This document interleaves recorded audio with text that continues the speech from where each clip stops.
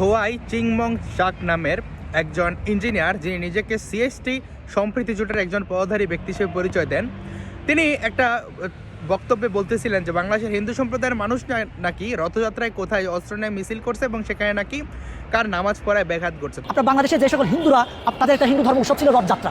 এই রথযাত্রায় আপনার তারা দেশীয় অস্ত্র রামদা বা এরকম ধারালো অস্ত্র নিয়ে মসজিদের সামনে মুসলিমরা ভিতরে নামাজ পড়ছে। এই নামাজের অবস্থায় বাইরে মানে মসজিদের সামনে এরা রামদা উঁচিয়ে এরা উস্কানিমূলক স্লোগান তুলছে। তো ব্যাপারটা নিয়ে আমি ঘাটতে দেখলাম যে এই ভিডিওটা সম্পূর্ণভাবে একটা আশুরার ভিডিও। আশুরা যারা পালন করে মুসলিম ধর্মাবলম্বীদের মধ্যে, তারা অস্ত্র নিয়ে সেখানে শোডাউন করছে। যেমন এই মিছিলটা কলকাতাতে হয়ে থাকে, যতদূর সম্ভব আমি জানি যে অস্ত্র নিয়ে তারা শোডাউন দেয়। এখন দেখেন যে এটা নিয়ে কিন্তু কোনো মুসলিম ভাই কথা বলে নাই যে হিন্দুরা এমন করছে বা না করছে।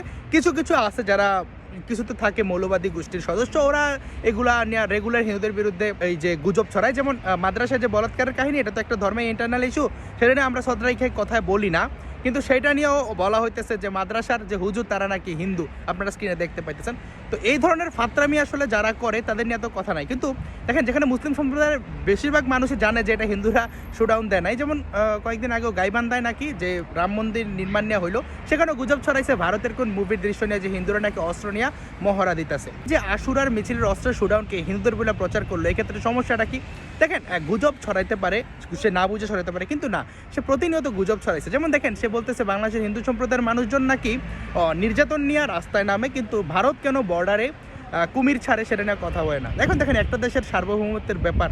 এখন পাকিস্তান কি করলো, ভারত কি করলো, নেপাল কি করলো, আমার ঘরে যদি আগুন লাগে, আমার ঘরে যদি আমি হিন্দু জায়গা পোড়াই দেওয়া হয়, ব্যবসা প্রতিষ্ঠান লুট করা হয়, জীবন্ত জ্বালাই দেওয়া হয়, সেক্ষেত্রে কি আগে রাস্তায় নামতে হবে যে ভারত কেন কুমির ছাড়লো এটা নিয়ে? ধরেন ভারতে মুসলিমদের কোনো লিগেল ইস্যু, সেটা নিয়ে তারা রাস্তায় নামলে কি অপারেশন সিন্দুরে পাকিস্তান কয়টা মিসাইল ইউজ করলো, কেন করলো না, সেটা নিয়ে রাস্তায় নামতে হবে? সে আপনার প্রতিনিয়ত হিন্দু ভারত এগুলো নিয়ে আসলে সেটা চাটাচাটি করতে অনেক ব্যস্ত আর কি, তারা চাইটা মানে বড় হইতে চাই সে।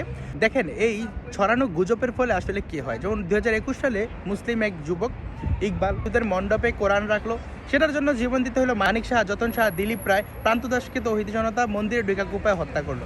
এখন দেখেন তো, তৌহিদি জনতা আক্রমণ করছে, শত শত মণ্ডপ ভাঙছে, হিন্দু গ্রাম পোড়াই দিছে, হিন্দুদের জীবন দিতে হয়েছে, কত সত্য কথা। তাইলে এই যে গুজবগুলো ছড়ানো হইতেছে, সরকারের কোনো সার্কুলেশন নাই, সাইবার পুলিশের কোনো কার্যক্রম নাই, এগুলো তো রেড লাইন থাকা উচিত।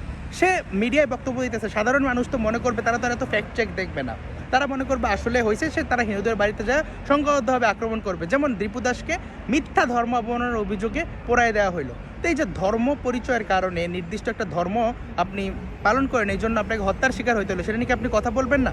সেটা নিয়ে যখন আপনি উগ্র সাম্প্রদায়িক গোষ্ঠীর বিরুদ্ধে কথা বলবেন, এটা কি কোনো ধর্মের প্রতি বিদ্বেষ হয়, নাকি সেই মৌলবাদী গোষ্ঠীর প্রতি আপনার অ্যাওয়ারনেস ক্রিয়েট করা হয়?